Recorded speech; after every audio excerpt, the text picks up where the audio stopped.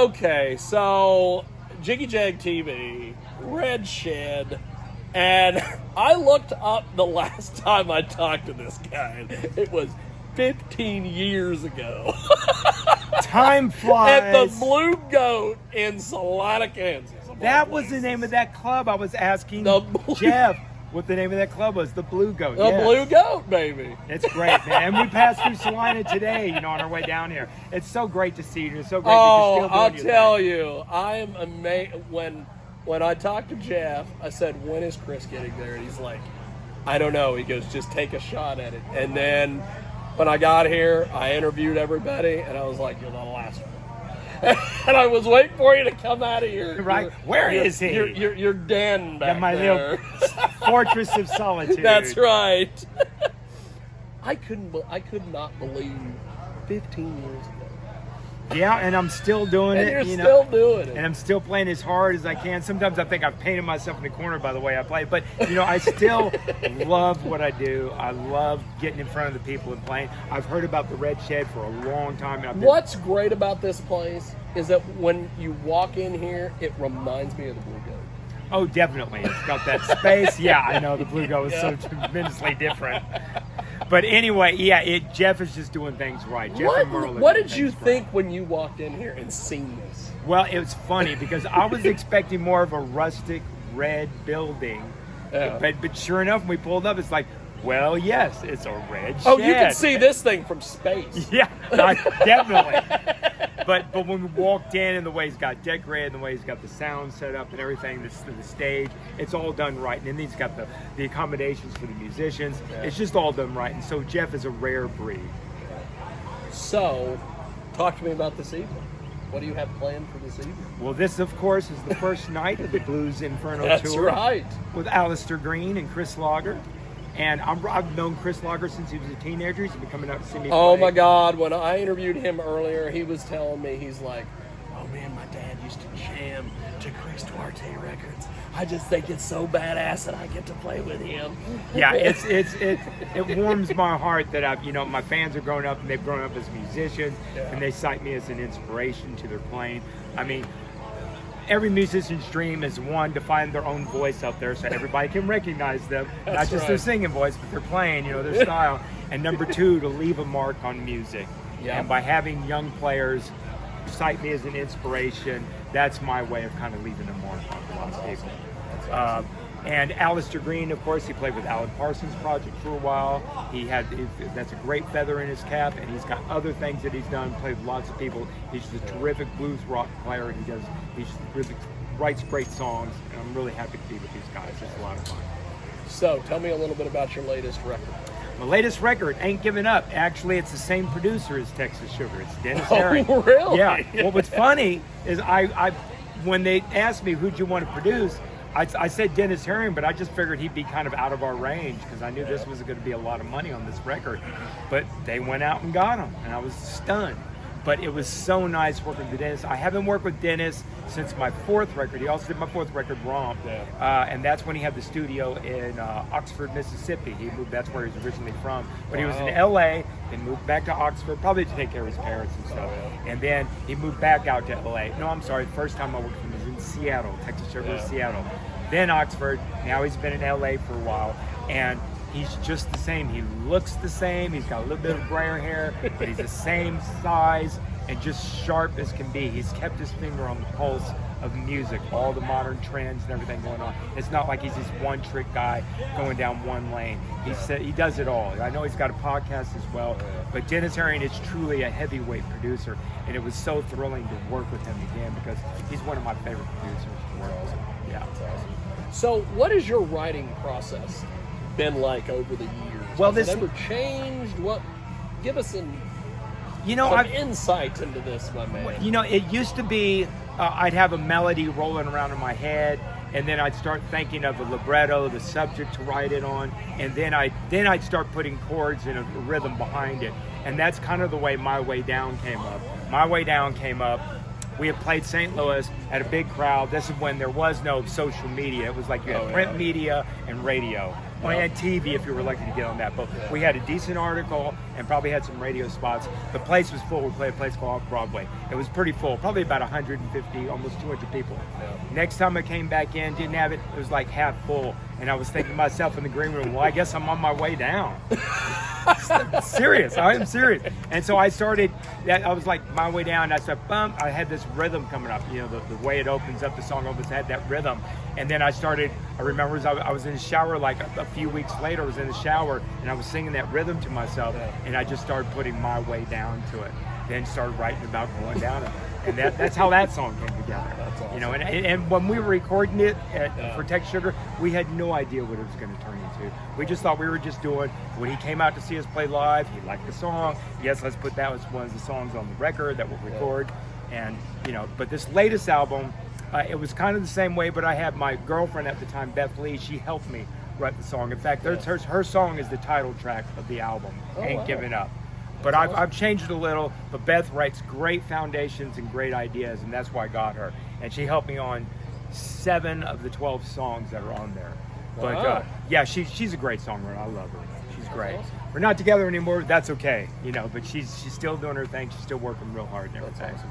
But yeah, so we worked together, and then I had a few songs myself. It's sort of the same way. Sometimes I can write them real fast. Sometimes they're painfully slow. What can I say? Well, genius takes time. That's true. It's got its cracks and faults to it. So before we let you go, how do we get your music and everything? It's all out there. It's all out there in all the streaming platforms: iTunes, Spotify, Pandora. You can set up lists, do that. It's on Amazon. I don't have any music with me tonight. I just have T-shirts with me tonight. In fact, I was informed that my record label only has LPs left because they did a run of LPs, wow. Which is cool. I've always been wanting to have an LP run, but then that tells me, oh, no more CDs. Are we still doing business together? We'll see. I hope we do another album because I really like the label that I'm on. Provo Records, awesome. Under the Mascot label umbrella. So there. Well, good to see you. Great to see you too. 15 I know. years. Let's not make it that long. No, let's not do this again. We need to do it more. Chris Duarte, the fantastic Chris Duarte. Thanks.